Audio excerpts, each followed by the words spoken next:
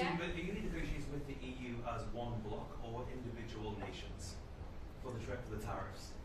We're looking at it as one bloc. They've been very tough, but they were very smart. They were ready to announce retaliation, and then they heard about what we did with respect to China and others, but China, and they said, you know, we're going to hold back a little bit. They decided to hold back. I thought they were very smart. Look, the EU is very smart, but they really have taken advantage of the United States. They were formed for the purpose of taking advantage of the United States. And I don't blame them, and I don't blame China. I don't blame anybody. I blame the people that were sitting at that desk in that other beautiful Oval Office for allowing it to happen. Many presidents I blame. They should have never allowed it to happen. And I'm doing something that a lot of them wouldn't want to do. But I'm here, I do those things, and we're going to make this country great again. We were taken advantage of by almost everybody. I sat back in the last administration.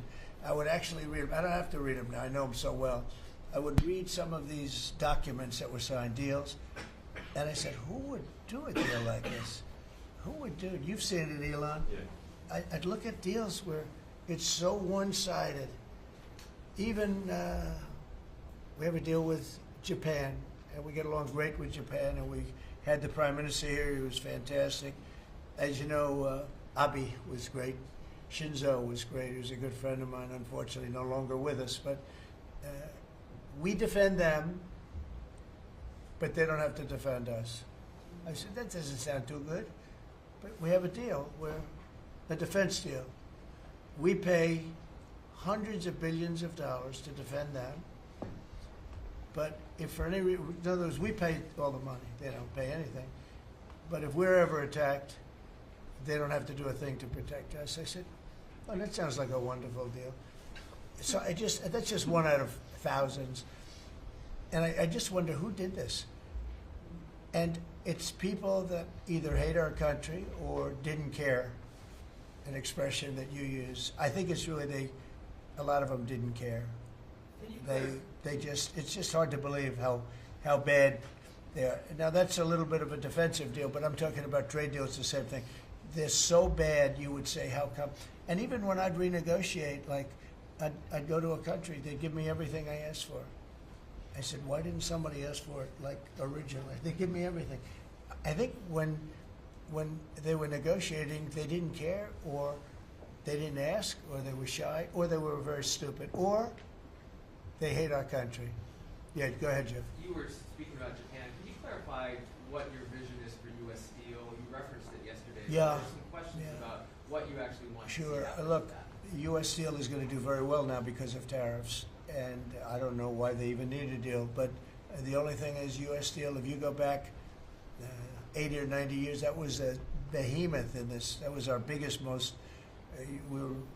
If we were around, we would have been very proud of it. Today we have different types of companies that are big. Google, it's not the same as U.S. Steel. And I love Google, and I got to like the people that run it. They're very capable people. They didn't like me so much in the first administration, but they like me a lot now. I don't know what happened, but I like them. But I think they would be the first to admit when I envisioned. You look at some of those steel factories from 90 years ago. It was a different kind of a country, but they were miles long. Today you see just empty hulks. Those hulks are going to be filled up very soon because of what I'm doing with tariffs. It was a different kind of a thing.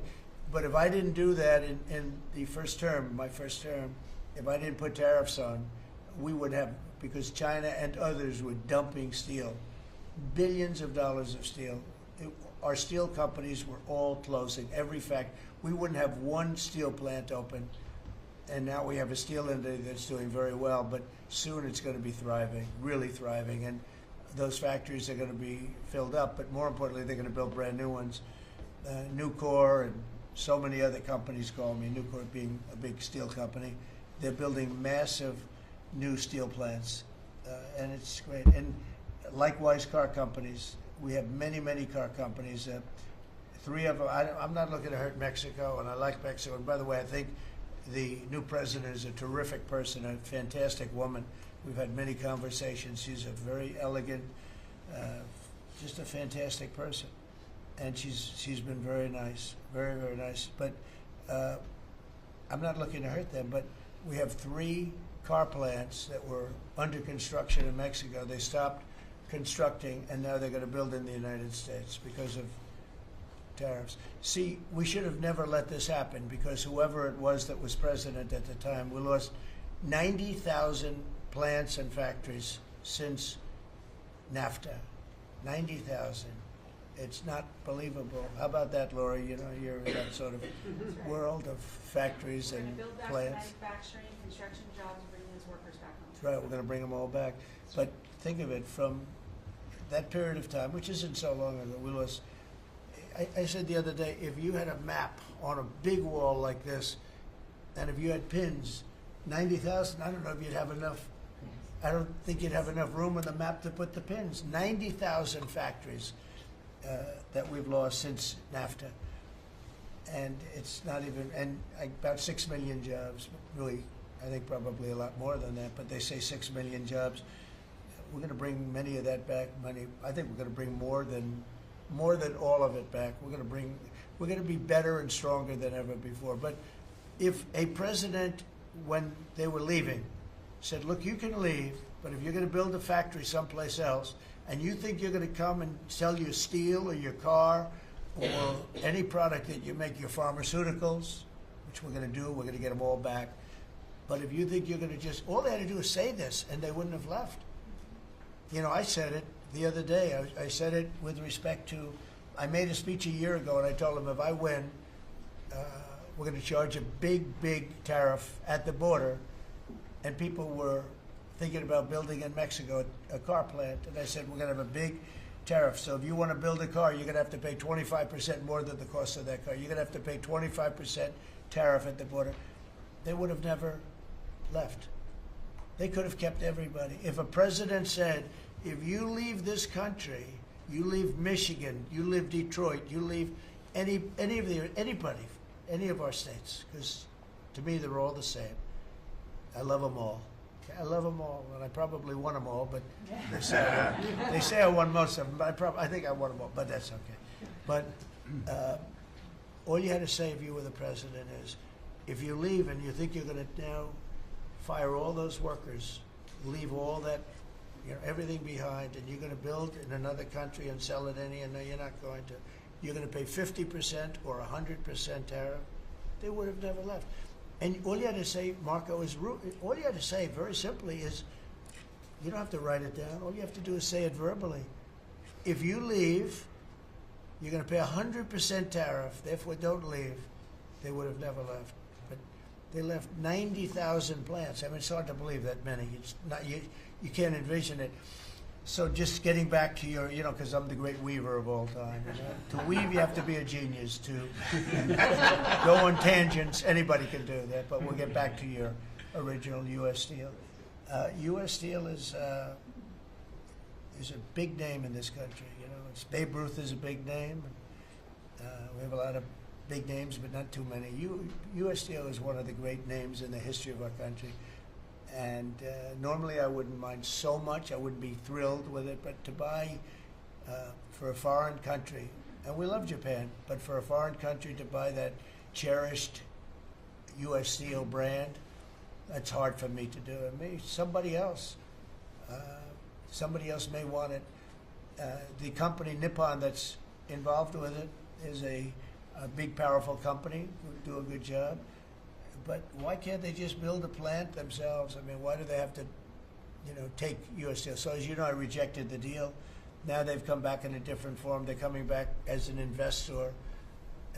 And, I feel better about that, I guess. But, I know them very well. I know they're thinking. It's the investor. They'll invest, and somebody else maybe is sitting in this chair, and they will no longer have an investment. They'll have the whole thing. That's the way it works. Very smart. They're very, very smart people. We're dealing with very smart people throughout the world. Great geniuses, actually. Look what they've done to our country. And again, I don't blame China. I don't blame anybody. If I could have done it, if I were in that position, I'd have great respect. I have great respect for the people. They ripped off the United States, and all we had to do, have a president that knew what the hell was going on, And none of those countries would have left. Those companies, none of them would have left. So that's a little lesson in basic business. And it's really basic business. It's not complicated business. It's very basic business. And we'd have every one of those car plants going just the way they were 30 years ago. None of them would have left, but now they're coming back. Mr. President, the Labor Department has confirmed that $400 million went to fake people for unemployment benefits. Yeah. Just what are your initial reactions? I think it's terrible. I just heard it from Lori, and I appreciate it, and you heard it from Elon's people, right? That's right. Elon's done a fantastic job. Look, he's sitting here, and I don't care. I don't need Elon for anything other than I happen to like him. But I'm telling you, this guy did a fantastic job. I don't need his car. I actually bought one because, and they said, "Oh, did you get a bargain?" No, I said, "Give me the top price." I paid a lot of money for that car. But honestly, he makes a great car. You know what I do with it? I let the people in the office drive around in it. Margot, and Natalie, they're all, Chamberlain, they're all driving around the most beautiful car. It's gorgeous. But I did that as a sign of, just a show of support. Numerous people have done that. Just a show of support. Because, you know, he's done a fantastic job, but he hasn't been treated properly. The unemployment. Hasn't been treated properly. Yeah. Mr. President, can you talk to us about your communications with China? Has President Xi reached out at all since the tariff? Well, I don't want to say who's reached out. I just say that I think it's going to work out, hopefully well. Including TikTok? They're very big. It's hard to get over, if you're me, what they've done to our country. They've destroyed our economic base to a large extent. The good news is we're very vibrant, and we're going to get it back fast. We already have. Look, we're making $2 billion a day now, and during Biden, we were losing $3 billion a day. Biden was a disaster. He was the worst president in the history of our country. And you know, to me, worse than that, because the money you can make if you have the right guy in this position, worse than that was what they did on the border.